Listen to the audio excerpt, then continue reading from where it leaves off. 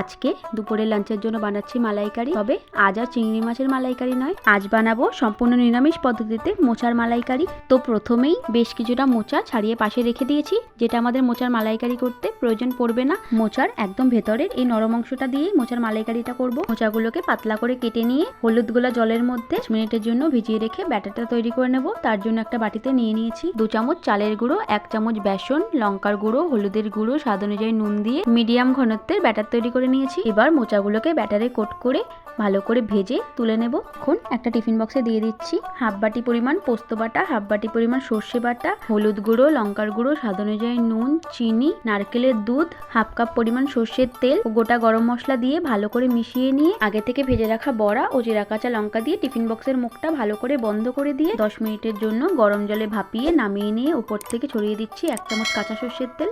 ব্যাস, মোচার মালাইকারি তো রেডি। তোমাদের ভিডিওটা কেমন লাগলো জানিও।